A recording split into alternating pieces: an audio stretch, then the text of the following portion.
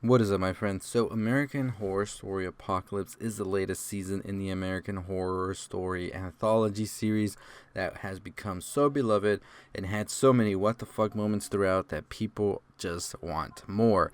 Now, American Horror Story Apocalypse is slightly different than the rest and more so than the earlier seasons than the later seasons, especially after the election one we had, which was kind of interesting. It had its moments, and then it also had times where it fell flat, but not as bad as Roanoke, I believe. But anyways, Apocalypse takes it in a whole different direction and is more, I want to say, realistic type horror that can actually happen, and it's definitely something that I think many people fear, and that's nuclear war. So this is where this story pretty much centers around so far for what we've seen. And of course, you have the central characters that we see throughout, such as Evan Peters, Sarah Paulson coming back and reprising roles, Kathy Bates. And I have a big theory on why we keep seeing these characters over and over and over each season, and a bigger theme to connect all of the American Horror Story series. But that theory will come out probably Wednesday or Tuesday before episode 2 comes out. So tune in for that by subscribing to the channel below. But what I'm here to talk about today is not the episode's entirety, but the last 5 minutes of it. So as we see throughout the episode, there is some secret cult or secret organization that is handling who gets to pretty much be the elite after this nuclear fallout, and who gets to be the peasants, the workers, and all of that.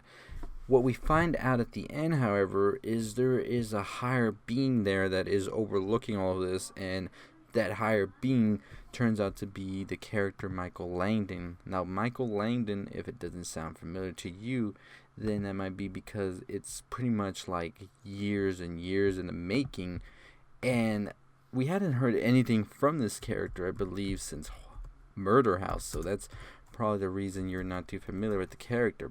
But the character is pretty much a sort of antichrist in this American Horror Story series.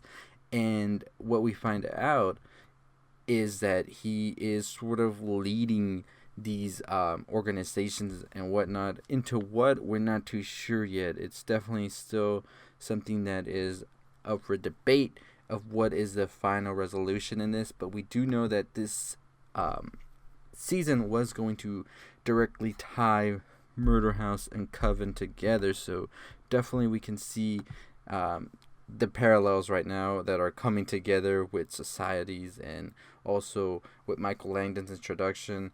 But if you're still asking who the hell is Michael Langdon, well, and then from that it's pretty much she's pregnant and she finds out that she has a sort of antichrist in her womb. She ultimately does die after giving birth, and the twin that was in there as well doesn't survive, and only Michael does. And this is when we see him in the Murder House series. He's still just a kid, but now we can assume that it's been like over 20 years have passed, and now we see that Michael has taken his true form as the Antichrist, and he is like an agent of the cooperative.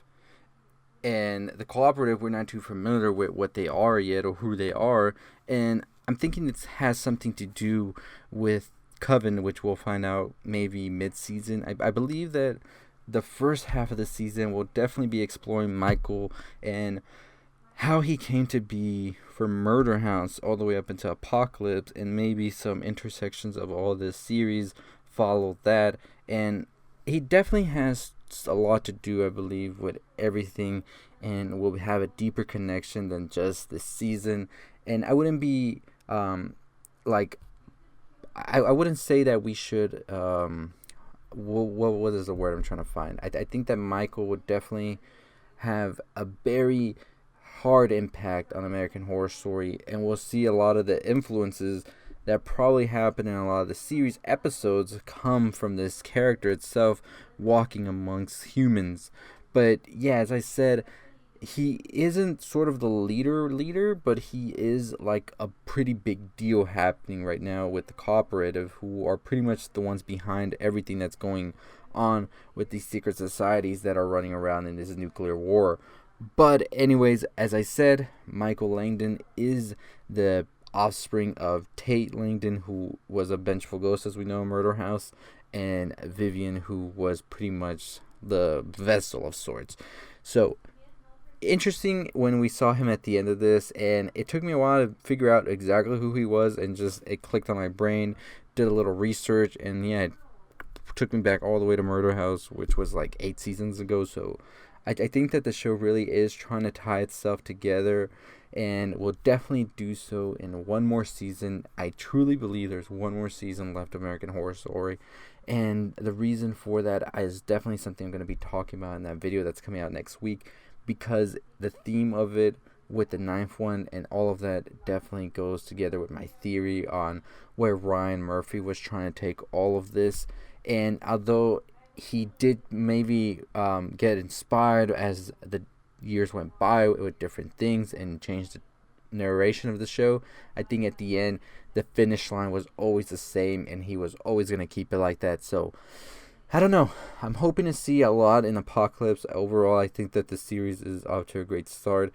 I think everybody in it is pretty great, and I'm pretty curious to see exactly where they take this, how it ends, especially after the last 2 seasons weren't as impactful as the other 5. So I don't know. I'm waiting. I'm hoping. So what do you think, though? Are you into this American Horror Story Apocalypse season, or are you not? Which was your favorite season? If you have any, let me know in the comments below and tell me why. Also, let me know who do you hope to see come back from Murder House or Covenant. If they do, who was your favorite character from either? What do you think about Michael? What do you think his ultimate plan is in the end? I truly believe that he is just using the cooperative to get to where he wants to be, and I think that's going to be pretty much a leader of sorts in all of this and rule over. He is, after all, the Antichrist, so I don't think that he would want to just be some sort of agent of sorts. I think he's going for the big tops, and it's going to be interesting to see exactly who is at the top right now, and if it's maybe, I don't know, it could be Satan himself that's up there, but that'd be interesting to see exactly who is playing that character as well, or if it's just going to be an entity of sorts. It's just a lot of things that are happening, a lot of theories. It's all open for like your own conclusion, your own opinions. So as I said, leave them below, your theories, all of that. I'm definitely working on something where I want to take comments that I get on videos, and then especially because I get a lot of questions asked about the video itself, and of course you got the hate and all of that, but I want to answer the questions probably on the live stream, and maybe we'll take the videos of the week, round up all those questions, and then answer them on a live stream. I'm still not sure, but I definitely want to have a live stream incorporated into this channel at least weekly, if not bi-weekly. So we'll definitely see what happens with that.